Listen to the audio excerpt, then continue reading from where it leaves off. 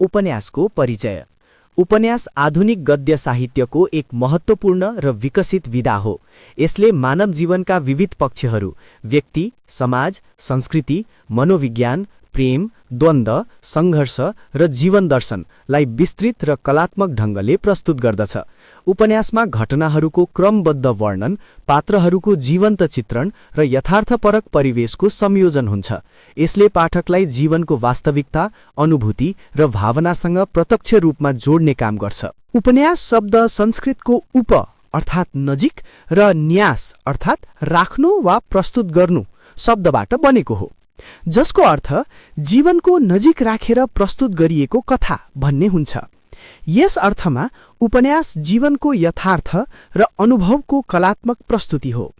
उपन्यास अन्य कथात्मक विधाहरू जस्तै कथा वा लघुकथा भन्दा विस्तृत हुन्छ र यसमा पात्र, कथानक, परिवेश, संवाद र उद्देश्यको सन्तुलित समन्वय पाइन्छ। उपन्यासमा लेखकले समाजको वास्तविक अवस्था, मानव स्वभाव, नैतिक मूल्य, सामाजिक समस्या तथा जीवनका विविध पक्षहरूको चित्रण गर्दछ। यसले केवल मनोरञ्जन मात्र प्रदान गर्दैन, बरु पाठकलाई ज्ञान, चेतना र जीवनप्रतिको दृष्टिकोण पनि दिन्छ। उपन्यासमा कल्पना र यथार्थको समन्वय हुने भएकाले यसलाई जीवनको ऐनाका रूपमा पनि लिइन्छ। नेपाली साहित्यमा उपन्यासको विकास आधुनिक कालदेखि सुरु भएको हो र यसले सामाजिक, मनोवैज्ञानिक, ऐतिहासिक तथा अस्तित्ववादी विषयवस्तुलाई समेट्दै समृद्ध परम्परा निर्माण गरेको छ। आज उपन्यास साहित्यको सबैभन्दा लोकप्रिय र प्रभावकारी विधामध्ये एक मानिन्छ। समग्रमा भन्नुपर्दा उपन्यास भनेको मानव जीवनको विस्तृत, यथार्थपरक र कलात्मक गद्य कथा हो, जसले व्यक्ति र समाजको जीवनलाई गहिरो रूपमा प्रस्तुत गर्दछ। पाश्चात्य विद्वानहरूको दृष्टिमा उपन्यास। पाश्चात्य साहित्यमा उपन्यासको विकास छिटो र व्यापक रूपमा भएकोले त्यहाँका विद्वानहरूले यसको स्वरूपबारे गहिरो अध्ययन गरेका छन्। प्रसिद्ध अंग्रेजी साहित्यकार E.M. फोस्टरका अनुसार उपन्यास मानव जीवनको कथा हो। यस परिभाषाले उपन्यासलाई मानव जीवनको प्रत्यक्ष चित्रण गर्ने विधाका रूपमा प्रस्तुत गरेको छ। फोस्टरको दृष्टिमा उपन्यासको केन्द्रबिन्दु मानव र उसको जीवन हो। यसले उपन्यासलाई जीवनको यथार्थसँग प्रत्यक्ष सम्बन्धित बनाउँछ। त्यसैगरी हेनरी फिल्डिङले उपन्यासलाई गद्यमा लेखिएको विस्तृत काल्पनिक इतिहास भनेका छन्। यस परिभाषाले उपन्यासको कथानकता र विस्तृत स्वरूपलाई जोड दिएको छ। उपन्यास इतिहास जस्तै विस्तृत हुन्छ, तर यसमा कल्पनाको प्रयोग हुन्छ। यसले उपन्यासलाई कल्पना र यथार्थको समन्वय भएको विधाका रूपमा स्थापित गर्छ। अर्का विदुषी क्लारा रिवले उपन्यासलाई त्यस समयको वास्तविक जीवन र समाजको चित्र मानेकी छन्। यसले उपन्यासलाई समाजको ऐना बनाउँछ।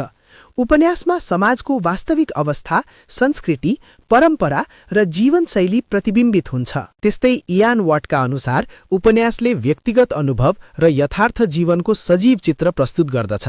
यस दृष्टिकोणले उपन्यासलाई व्यक्तिको जीवन अनुभवसँग जोडेर हेर्छ। उपन्यासमा व्यक्तिको मनोवैज्ञानिक अवस्था, भावना र जीवन सङ्घर्षलाई प्रस्तुत गरिन्छ।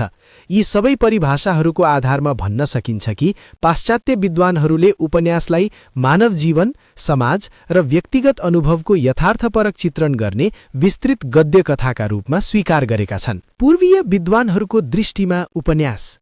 पूर्वीय साहित्यमा उपन्यास आधुनिक विधा भए पनि यसबारे विद्वानहरूले महत्त्वपूर्ण विचार प्रस्तुत गरेका छन्। प्रसिद्ध हिन्दी साहित्यकार रामचन्द्र शुक्लले उपन्यासलाई मानव जीवनको यथार्थ अभिव्यक्त गर्ने गद्य काव्य भनेका छन्। यस परिभाषाले उपन्यासलाई जीवनको यथार्थ अभिव्यक्त गर्ने साहित्यिक विधाका रूपमा स्थापित गर्छ। त्यसैगरी हजारी प्रसाद द्विवेदीका अनुसार उपन्यास जीवनको व्यापक र सजीव चित्रण गर्ने विधा हो। यसले उपन्यासको व्यापकता र जीवनसँगको सम्बन्धलाई स्पष्ट पार्छ। उपन्यासमा जीवनका विविध पक्षहरू समेटिएका हुन्छन्। नेपाली विद्वानहरूको दृष्टिमा पनि उपन्यासको महत्त्व अत्यन्त ठूलो छ।